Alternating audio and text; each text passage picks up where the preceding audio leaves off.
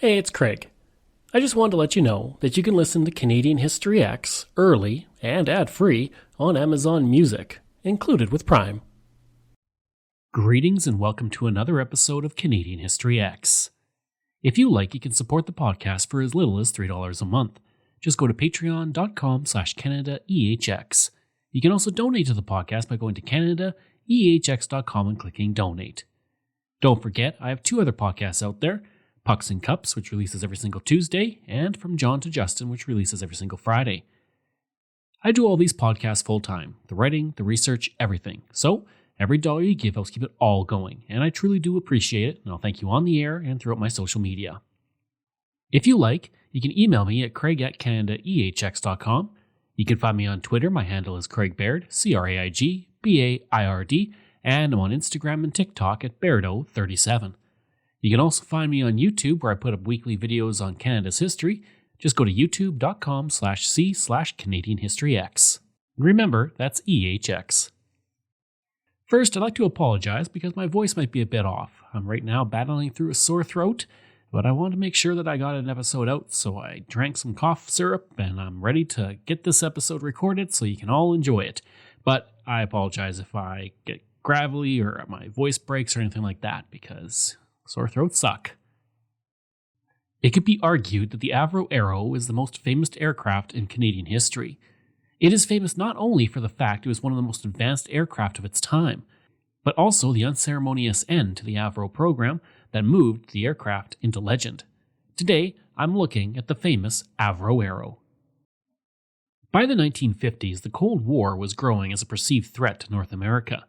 There was a concern that Soviet bombers armed with nuclear warheads could travel to North America over the Canadian Arctic, with some experts stating such an attack could come as early as 1954. In order to deal with this perceived threat, the Royal Canadian Air Force commissioned the Avro Company to design and build a new aircraft, which would be an all-weather nuclear inceptor that could fly higher and faster than any other aircraft. It would be known as the Avro CF-105, or more commonly, the Avro Arrow. Avro Canada had been created in 1945 as a subsidiary of Hawker Siddeley Group. Initially, the company handled the repair and maintenance work for aircraft at the airport that would become the Toronto Pearson International Airport. 1 year later, the company designed Canada's first jet fighter for the Royal Canadian Air Force, the Avro CF-100 Canuck All-Weather Interceptor. It would take years for the aircraft to enter service, which it did in 1953, and it would continue to serve a role in the Canadian military until 1981. Gaining the contract to build the Arrow, Avro quickly expanded, and by 1957, the company was employing 20,000 people. This made it one of the largest companies in Canada and one of the most respected. On September 30th, 1953, the company would purchase a jet plant in Malton, Ontario for $17.5 million in order to become the first Canadian company to build a complete aircraft from airframe to jet engines in its factories. An Avro spokesman would state, quote, "Never before has a Canadian company been capable of building a plane from top to bottom. We have always had to buy various parts for the aircraft. Now we can design and put one together on our own hook." End quote. Leading the project would be Avro President Crawford Gordon Jr., James C. Floyd, who was the first non-American to win the Wright Brothers Medal for his work on jet technology, and there was also Janusz Surakowski, a pilot from Poland who served during the Battle of Britain and would have the honor of flying the Arrow. The project was massive, with the plane weighing in at 20,000 kilograms with a 15.2-meter wingspan. It also had the first computerized flight control and weapons system in the world, and it was going to be faster than any jet of its type, able to hit twice the speed of sound at 53,000 feet. The electronic firing system contract would be awarded to the Radio Corporation of America, and there was a plan to produce the Arrow, called the CF-105 in Britain, under a license with the Royal Air Force. The timetable for this project, which began in 1953, was short, and instead of having a small number of prototypes hand-built and flown to test problems, the production line was set up first, and several planes were built as production models. Any changes would be incorporated into the design while testing continued, and full production would start immediately once the testing was finished. Problems were legion on the Arrow. We had a problem, for instance, at the wing skin temperatures at 50,000 feet, where the aircraft was to have its combat capability, were 40, 50 degrees higher than the boiling point of water. Yet inside of the wing you had the fuel which was cooling it down, so the differential temperature was trying to distort the wing. And we had to tailor and design the wing so that that distortion was compensated and didn't affect the aerodynamic capability of the aircraft. We had to be dead right first time. There was no flying a prototype, finding the problems on it, then reflecting that back into the production drawings and issuing modifications. You had to be right, and yet you had nothing to fall back on, no real experience to fall back on the design of this aircraft. As news reports of the new aircraft started to hit newspapers, there was speculation that the aircraft would have no pilot due to the speeds it would reach. The Regina Leader-Post would report on September 16, 1955, quote, "At 1,500 miles an hour, a plane is approaching the heat barrier in which ordinary metals such as steel tend to give way. The heat is caused by friction between air and the aircraft. It is believed the pilot will have little to do than take it off and land it. That even may be done automatically." End quote. In order to deal with the heat created by the heat barrier, the Arrow carried enough refrigeration to turn out 23 tons of ice every day. It would also contain 17 kilometers of wiring, and its control mechanism was powerful enough to lift 6 elephants standing in an elevator.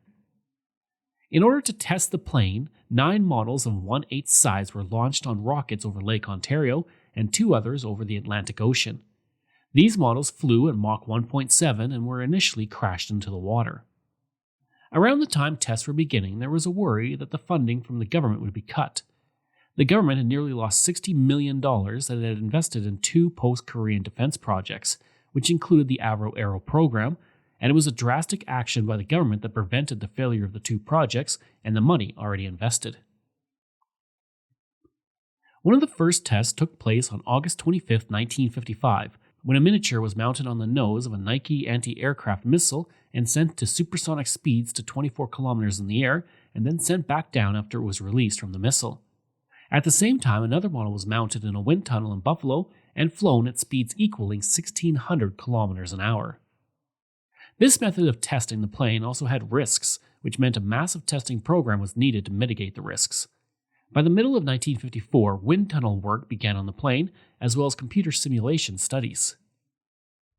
The experiments showed that only a small number of design changes were needed, and most of those were changes in positioning and profile of the wings.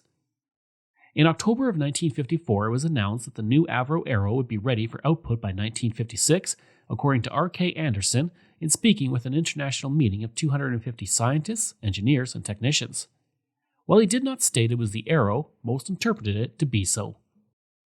In February 1956, a full-scale wooden mock-up was created, and the Royal Canadian Air Force soon demanded changes, including changes to the fire control system.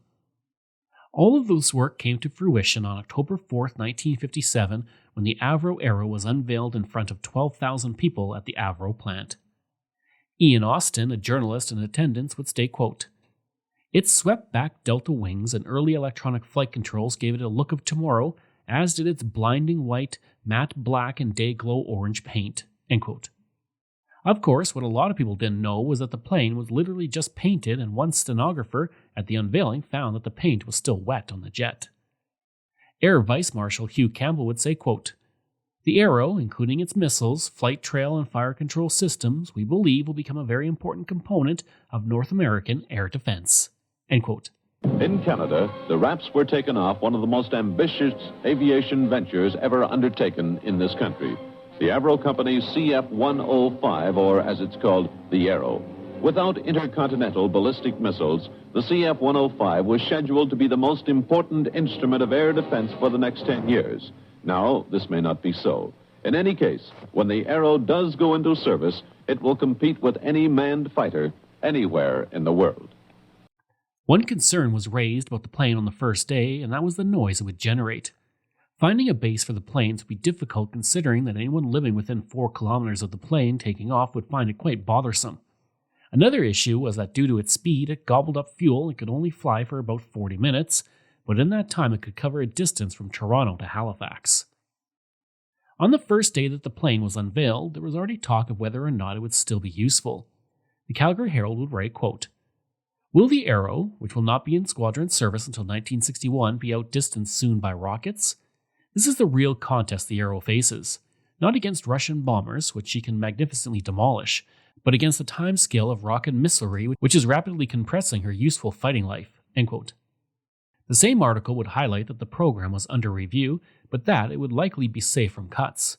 The article stated, quote, "It should be said, if only for the benefit of the 20,000 Canadians whose jobs depend on the project, that in the current defense economy, Drive the Arrow is as safe as a church." End quote. There was also concern over the fact that the Arrow was capable of carrying a nuclear bomb, and many questioned whether or not Canada should be involved in building bombers. The Ottawa Citizen's headline would highlight this, stating, quote, "Avro's new jet is platform for launching H-bombs." End quote.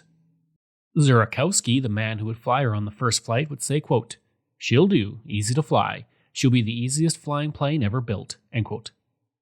With the plane unveiled, it now fell to Zurakowski to fly it for the first time. On March 25, 1958 at 9:53 a.m., the plane took flight and demonstrated excellent handling. The Windsor Star would write, quote, "Today's flight relieved months of tension for Avro designers and engineers. The Arrow snapped a hydraulic line Saturday minutes before it was scheduled to take off, and it took most of Monday to repair and inspect the plane." End quote. Zurakowski, in very few words, would simply say, quote, "It's a beauty." End quote. "It's coming up now, slowly taxiing southwards towards the end of a 2-mile runway. I can see Avro's famous test pilot, Jan Zurakowski, looking small under the canopy of this great long aircraft. It's rather difficult to imagine how this aircraft will fly, because from this angle, as I look at the side fuselage, it does not appear to have wings, only a large, high tail. It's continuing its taxiing down the runway, very quietly, by the way. Very little noise from the motor. Now the plane has disappeared over a small hummock which obscures my view of the end of the runway. So I suppose in any moment we can expect the CF-105, the Avro Arrow, to come rushing up the runway and take off. I hear a sound.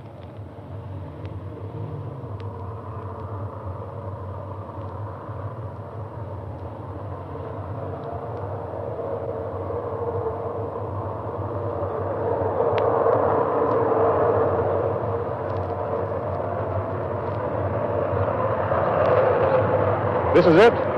This is it. Here she comes. It's off the ground. That's it.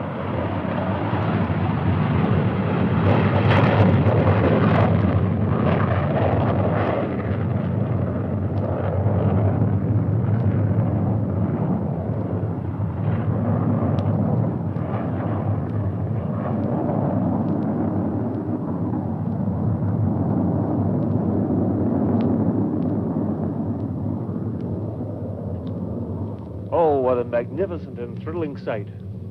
Like a great dart taking to the air at a 45-degree angle, followed by the 2 chase planes. Well, there it is. I suppose that took place at about 8 minutes before 10 o'clock. Here's just passing over, and it's banking. Just passing over above us, I estimate the height to be somewhere around about 800 feet. Followed very closely by one of the chase planes. The chase plane, by the way, is photographing every movement on motion picture film, of course. There goes the second chase plane following behind. Today, I'm excited to announce that one of the best scripted drama podcasts is returning for its 3rd season. The Mermaid and the Lion, a show about 2 imperfect people working to perfect their love for one another, is back. These days, staying married forever is an anomaly, but those who make it through have quite the stories to tell of the highs and lows of being together. The Mermaid and the Lion follows Angel and Gaza, who believe they are on the right path to making it last, but that comes from understanding where they have been, what brought them together, and what keeps them in love. On The Mermaid and the Lion, you can follow Angel and Gaza as they go through all the drama, sex, trust issues, pain, growth, and friendship. The Mermaid and the Lion, an epic journey to death do us part, returning for a 3rd season this November on all podcast platforms. Through the next 12 months, this first version of the Avro Arrow would fly 66 times. On the plane's third flight, it went supersonic, and on its seventh flight, it broke 1,600 kilometers an hour at 50,000 feet while climbing. A top speed of Mach 1.98 was reached, but that was the limit of what it was capable of. A Mark II was in development at the time, but unfortunately, it would never fly. As it turned out, those initial flights would be the high point for the Arrow, and it would be all downhill from there. In fact, the end would begin only a week later, but I'll get to that. Changes were afoot in Canada when in June 1957, Louis Saint Laurent and the Liberals lost to the charismatic John Diefenbaker and the Progressive Conservatives, ending 22 years of Liberal rule dating back to 1935. Diefenbaker had made cutbacks to federal spending a major part of his campaign, and now that he was in power with a minority government, he wanted to make good on that. The Avro Arrow program was not cheap, costing $400 million or $3.7 billion today, and it was diverting huge funds from the Air Force. There were other issues. Lieutenant General Guy Simmons felt that the technology used in the Arrow was already outdated, and Diefenbaker did not get along with Crawford Gordon Jr. Diefenbaker did not drink or did so very rarely, while Gordon was known to enjoy smoking and drinking. The two men would often argue and never saw eye to eye. Another problem came from the Soviets themselves. The very day that the Avro Arrow was unveiled, Sputnik was launched into orbit. With the first human-made satellite, the focus on nuclear weapons moved from the air and into space, and the idea of a piloted bomber became less of a concern compared to intercontinental ballistic missiles. If the Avro Arrow, which was designed to intercept Soviet bombers, was not going to be used for that now, what would it be used for? The Avro Arrow remained the fastest jet in the world, but France, Sweden, Great Britain, and the United States had all created planes that could fly longer and higher. The Americans were working to build their own F-106, which was similar to the Arrow, and their plane was only 2 to 3 years away from full production, the same as the Arrow was. With the world changing fast and the jet not being ready for combat until 1962, the writing seemed to be on the wall for the program. There is also belief that the United States pressured Diefenbaker to cancel the Avro Arrow program as it was seen as a competitor to the American companies. The truth is that this has become a myth that has grown over the years, but is likely not rooted in much fact. The United States Air Force in 1958 at least had wanted to buy arrows on behalf of the Royal Canadian Air Force to serve in continental defense. Canada refused this, believing it was an act of charity. With pressure mounting, the company tried to find a foreign buyer for the Avro Arrow, but countries did not want to take on the project, especially with the space age now dawning. On March 31, 1958, Diefenbaker would win the largest majority in Canadian history, and that would prove to be the beginning of the end for the Avro Arrow. On April 22, 1958, the Defense Research Board advised the government that the Arrow would be a useful weapon system for the next several years. What many were waiting on was news on what the Russians were doing. Such a government decision could be changed overnight if intelligence reports out of Russia provided reliable information that the Soviet Union planned to halt bomber production soon. End quote. On August 11, 1958, George Perks, the Minister of National Defense, requested that the Arrow program be cancelled, but the Cabinet Defense Committee refused to do so. In September, Perks again put forward the request and included the installation of Beaumark missile systems as part of the NORAD treaty Canada had signed in 1957. The committee accepted the installation of the missile system, but again refused to cancel the Avro Arrow program. The committee wanted to wait until a major review on March 31, 1959. I want to stress most emphatically that the Arrow program has not been canceled, nor has it been decided not to put it into production. On the contrary, the Prime Minister's statement says the program is to continue. As it now stands, it involves the building of 37 aircraft and an appropriate number of engines. This situation remains unchanged, and we are convinced that when the review takes place next March, the Arrow will be ordered into production. Even as the government was calling for the program to be cancelled, the plane was still making news for its abilities. On August 2nd, the second Avro Arrow took flight and remained in the air for 75 minutes. The second Arrow came along only a few weeks after the first Arrow was damaged when parts of its landing gear failed upon landing. On August 27th, the second Arrow hit 1,400 kilometers an hour as it was tested for instrumentation and structure, reaching 50,000 feet. On August 29th, the plane blasted through the sound barrier 45,000 feet above Ottawa, causing many in Ottawa to believe an explosion had occurred. Despite these successes, the end was near for the plane, and it would come suddenly. By March 1959, it was expected 6 Arrows would be completed, but those planes would never take proper flight. On February 20th, 1959, the project was cancelled, and overnight, 14,528 people were out of work directly at Avro, while another 15,000 people in the supply chain of Avro would lose their jobs. Many were highly skilled engineers. The day would become known as Black Friday in the Canadian aviation industry. Shortly after the news of the dismissals had been broadcast over the public address system at the Avro plant at Malton, Bill Beattie of CBC News in Toronto was at the scene. He's beside me in the studio now. What were your impressions of the scene, Bill? Well, it's a many-sided story, this death of the Arrow. At Malton, a funeral procession of cars, hundreds of them, bumper to bumper, along the roads leading from the plant at closing time. You are about to hear a recording of the words from some bitter, shocked people. Jobs gone, futures uncertain. These are the people who left Avro this night. Toolmakers, designers, maintenance men, office workers. Listen. Everybody's just shocked, just stunned. No warning whatsoever. We were just working and they put it over the loudspeaker that everybody else from now was laid off. The plant is just shut down and we're finished as from tonight. Just everybody's stuck. Well, it was like a shock. We were stunned, everybody. Everybody. What are you going to do now? Sign on the labour exchange and wait and see what comes along. Well, there isn't Try very and find much a for job. anyone to do nowadays. How long did you work to the plant? 6 years. I've been there 6 years. Gentleman here, 13 years. 19 years, yeah. And he's just put out like an old sack. John Diefenbaker isn't any good. That's my opinion. Well, it's unfortunate, the way it had to be broken up this way, and it can't be helped. We've had our course. What do you think of it?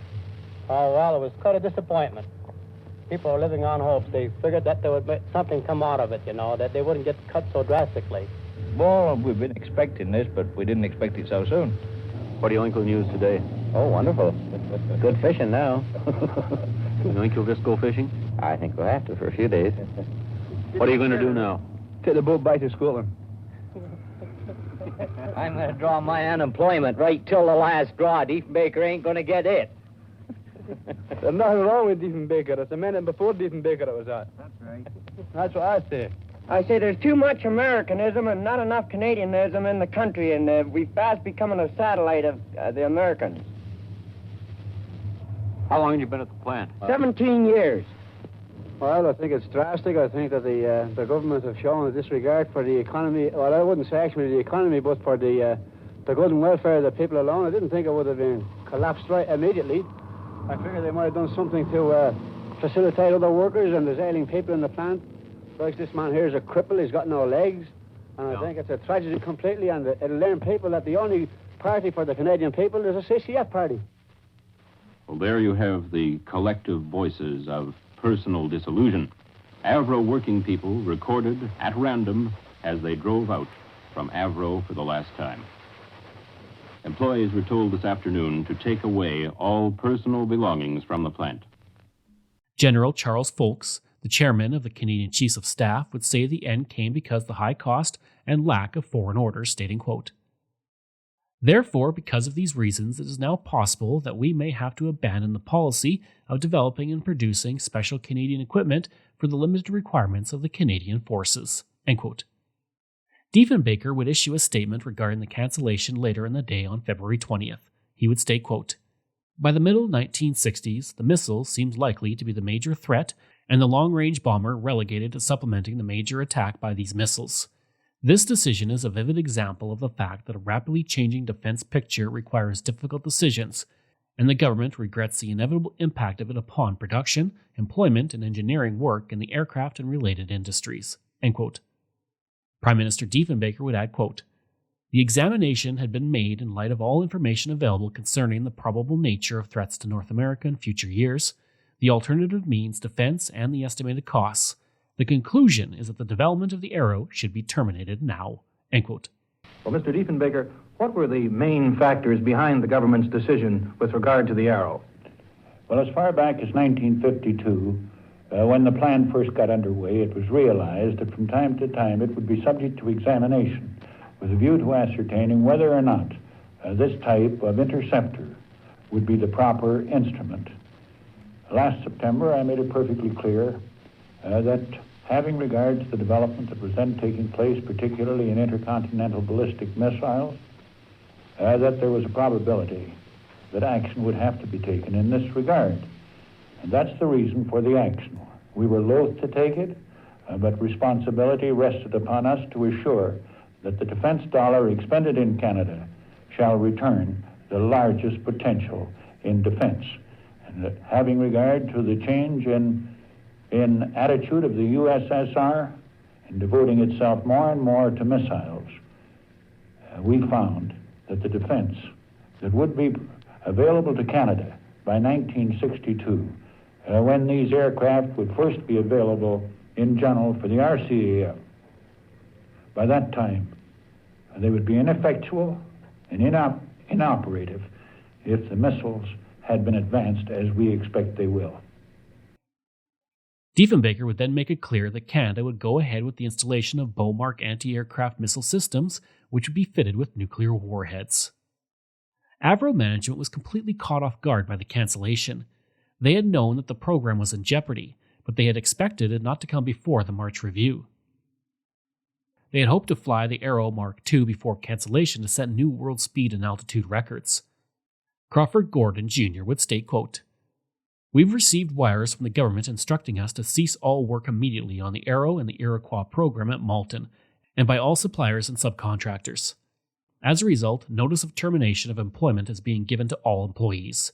We profoundly regret this action, but we have no alternative since the company received no prior notice of the decision, and therefore we were unable to plan any orderly adjustment." End quote. The Avro management and employees were not the only ones caught off guard by the decision. The House of Commons was shocked as well. The Ottawa Journal would report, quote, "It was evident by the hush that fell over the House this morning that the members had not expected the pronouncement of the Arrow death sentence almost 6 weeks ahead of deadline." End quote. Liberal leader Lester B. Pearson would call for a complete review of defense policy in light of the cancellation. He would state, quote, "Where are we going from now on in this vital matter?" End quote. And my first reaction was that the decision to end the production of the Arrow was announced in Parliament today, 20 months after the government came into power. It's a decision important for defense, but it's important also industrially and economically for Canada. Canadian development is to be ended, and a United States-produced missile is to take its place. We, in the official opposition, will judge this decision by our considered view of the effect it will have on our security and on our economic and industrial development. One thing has been made clear by today's announcement: the absolute necessity of a searching and complete examination by a parliamentary committee or subcommittee of the whole question of defense policy. Where do we go from here? Far more than the Arrow is involved in this matter, which must surely mean that if the planning and operational side is to be collective with the United States, the development of resources and industrial capacity must be collective also. We are approaching other vitally important decisions in defense policy, and Parliament, we think, is entitled to far more information than it has received if the decisions which will have to be made are to be on a broad basis of agreement, as I hope they can be. We think it was a very serious decision. It means that Canadians in the last few years have been taxed to the extent of $400 million, and this money has now been wasted according to the government. It is also serious because it will result in unemployment of perhaps between 40 and 50,000 Canadians. The CCF call on the government to enunciate an alternative employment program for the people involved. We ask the government to increase pressure on the United States for increased defense orders for Canada, and we say that our country should make a greater effort for positive peace by cooperating with other nations in a war against disease and poverty around the world. An attempt was made to provide the completed Avro Arrows to the National Research Council of Canada as test aircraft, but the council refused because it did not have a ready supply of spare parts or staff and pilots trained for the plane. By July of 1959, all of the aircraft had been cut to pieces with blowtorches, while the blueprints, models, designs, and more were destroyed. The Victoria Times columnist reported, quote, "The remains were left on a concrete flight apron to be taken away and disposed of as scrap metal." End quote. Within 2 months of Black Friday, 5 completed Arrows and 6 more in the final stages of production were demolished. Mrs. Kay Shaw was there. She had been senior design draftsman on the Arrow project. Cancellation of a military item is always a possibility. We had known that right from the beginning. The February the 20th announcement not only canceled all that, but shortly afterwards ordered the destruction of all the completed planes, the almost completed planes, all the tools, jigs, and fixtures, all the documents, the research and development data, films, pictures, records, practically everything that could indicate that that plane ever existed. That was an act of obscenity that nobody has been able to explain. We saw the destruction of the planes that were in the shop. The first 3 Mark II Arrows with the Iroquois engines were practically ready to roll. They were expected to. The first one was expected to roll out in 2 or 3 days. We saw those being cut up. Saw the records and the documents and the studies being collected and piled into garbage carts, be taken away to be destroyed. The 5 aircraft out on the tarmac, no one believed that they would be destroyed. Britain had asked to buy the 5 completed Arrows, and the British Aeronautical Institute wanted them so badly that they almost made a political issue out of it.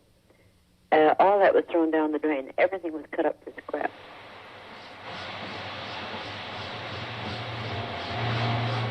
Hamilton scrap dealer Sam Lax faithfully carried out the orders relayed to him by the Department of Defense Production. The Arrow became ingots, which eventually were melted down for pots and pans. Rumors swirled that Diefenbaker ordered all evidence of the plane's merits destroyed to avoid future embarrassment, while others said it was for security reasons. Others would say that the CIA were involved in terminating the Arrow and removing any trace of it because it could outperform their own top-secret U-2 spy plane. A legend emerged that Air Marshal W.A. Curtis had hidden away an Arrow for prosperity. In 1968, he was asked if the rumor was true, and he would state, quote, "I don't want to answer that," end quote. While no intact full-sized Avro Arrow has never been found, the legend persists that there is one somewhere in Canada hidden away. As it is 2021 and everyone involved with the program has passed away for the most part, it's likely the rumor is not true. Diefenbaker has also become the symbol of the demise of the program, especially at the time. Blair Fraser of Maclean's would write, quote, "Never, not even in June 1957, has Prime Minister Diefenbaker met the press with such well-earned glee as when he announced the discontinuation of our all-Canadian supersonic fighter aircraft, the Avro Arrow." End quote. Charles Lynch of the Ottawa Citizen stated, quote, "I, for one, am convinced the program would have been carried through but for Mr. Diefenbaker's open hatred for the Avro Company, which he regarded as a pork barrel operation." End quote. Since then, historians have come to believe that the program would have been cancelled even with the Liberals in power, as it had come along when the world was changing and the type of aircraft, for its cost, was no longer viable. Diefenbaker would say of the program, quote, "It was a beautiful aircraft, but I had to make, in the finality, that decision. When one's faced with a problem like this, there is a higher source of strength. If one doesn't have the strength, he can never bear the attacks made on him. I knew that a great industry that had been established would be weakened, but it was right to end it." End quote. The irony of the cost of the Avro Arrow program comes in the costs associated with its replacements. The Canadian government would buy 66 second-hand Voodoo fighters that could only go half the speed of the Arrow. The country then opted into the Bormac program, a surface-to-air guided missile system program. That system would be met with immense criticism in the 1960s with the growing anti-nuclear movement, and Canada would choose to abandon its armed forces from nuclear roles, and it would shut down the Bormac system. In the end, the cost of the Voodoo aircraft and the missile system amounted to more than the entire cost of the Arrow program. The cancellation of the program and the purchase of the missiles and the Voodoo fighters would hurt Diefenbaker politically, as well as the Progressive Conservatives. Even 3 years after the cancellation, Conservative candidates were dealing with angry Canadians, especially in southern Ontario, speaking about the loss of the Arrow. By 1962, Diefenbaker would see his record-setting majority reduced to a minority government. 1 year later, his government was out of power as the Liberals were elected and would lead Canada almost uninterrupted until 1984. By 1967, Diefenbaker was out as leader of his party, and he would spend the rest of his life until his death in 1979 as a backbench member of Parliament. The demise of the Avro Arrow was disastrous for the company. Crawford Gordon Jr. would resign as president on July 2, 1959, and he would die from alcoholism on January 26, 1967. The vice president of the company, Fred Smee, resigned in 1959. By the time the company closed its doors in 1962, 25,000 people had lost their jobs, with assets sold for $15.6 million. The greatest impact was on the future of Canada. With the program cancelled, many of those thousands of engineers went to find work elsewhere, and that took them to Great Britain, where they worked for the Concorde program, while others went to the United States and began to work for NASA. Jim Chamberlain would take 25 engineers to NASA's Space Task Program to become project managers, lead engineers, and more on the Mercury, Gemini, and Apollo programs. Eventually, 32 Avro engineers were part of the program.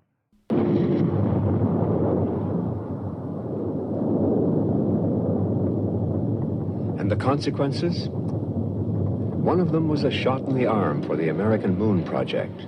A number of top engineers were immediately snapped up by NASA. Brian Erb, a young engineer, developed the heat shield for the Apollo spacecraft.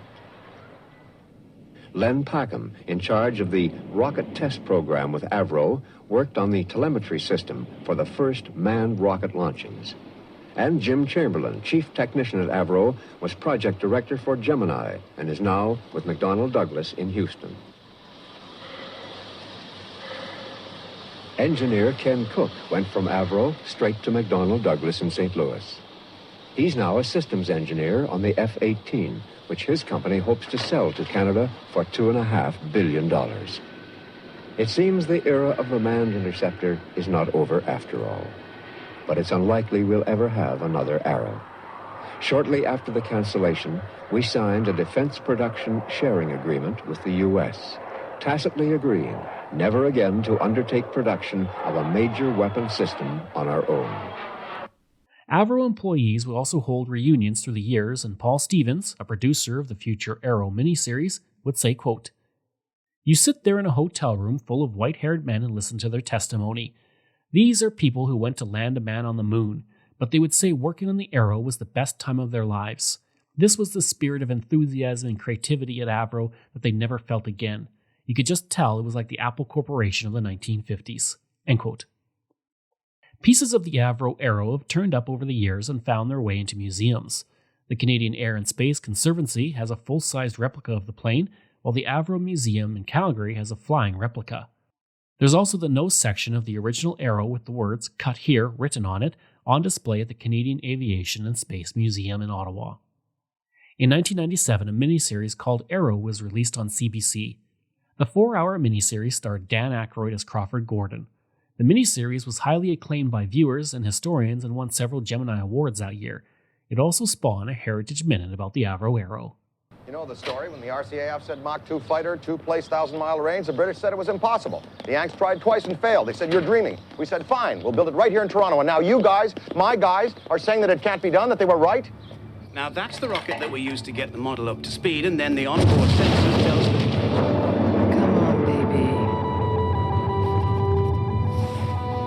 Damn it! But we did it according to your specs. The specs have changed.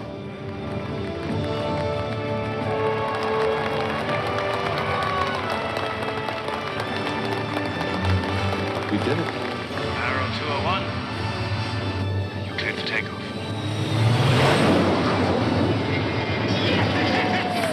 We did it! Although the government canceled the project and destroyed the prototypes, the Avro Arrow remains for Canada a world benchmark in aerospace achievement.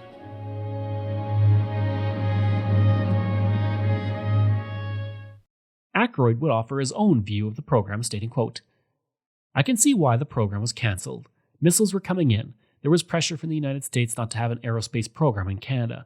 I can't blame old Devil D for that. But where do I blame him is the vindictive and vengeful way the planes were destroyed. That one or two weren't saved is the real black horror of the story." End quote.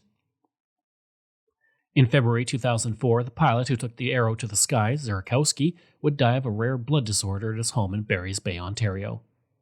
In September of 2017, a group called Raise the Arrow found an arrow-shaped object in Lake Ontario. The plane was recovered the next year and was believed that it was not one of the scale models that were built, but an earlier, smaller test plane. On January 6, 2020, CBC News announced that the original blueprints of the Avro Arrow were kept by Ken Barnes, a senior draftsman. Ordered to destroy the blueprints, he put them in storage for decades instead. The blueprints were put on display at the Diefenbaker Canada Centre in the Touch the Sky, the story of the Avro Canada program. In 2021, the National Research Council of Canada digitized and released 595 Avro Arrow reports that have been stored in their rare book room. The Avro Arrow Private Street commemorates the plane and program at the Ottawa MacDonald Cartier International Airport. I hope you enjoyed that episode and my look at the Avro Arrow. Next week, there's no episode because it's Christmas, but the following week I will be looking at the 1939 Royal Tour. If you like, you can email me at craig@canadaehx.com. You can find me on Twitter. My handle is Craig Baird, CraigBaird, and I'm on Instagram at Bairdo37. As well, again, if you want to support the podcast, you can for as little as $3 a month. Just go to patreon.com/CanadaEHX. And you can donate to the podcast by going to CanadaEHX.com and clicking Donate. I'd also like to thank all of my wonderful patrons, and I apologize if I get any names incorrect. Vobs, Robert Page, Richard D., Colin Johnson, Katie Caldwell, Jeff Hershey, Kyle Murray, Steve Pakin, Matthew Gartho, Lionel Romaine, Dr. Bob Turner, an anonymous patron that I truly do appreciate, Randy Hayden, Doug Campbell, Reg W., Deborah Carlson, Francis Helbling, Nick Zinri, Shannon Marshall, Clinton Martinez, Dimitri Chauve, Aaron O'Hara Myers, Robert Dunseith, Todd Casey, Catherine Rawa, Luke S., JP Bear, Jason Hall, Phil Maynard, and Iris Gray. Information from Maclean's, Canadian Encyclopedia, the Montreal Gazette, Wikipedia, the National Post, Saskatoon Star Phoenix, Regina Leader Post, Vancouver Province, Calgary Herald, the Windsor Star, CBC, and the Nanaimo Daily News. Thanks. We'll see you again next time.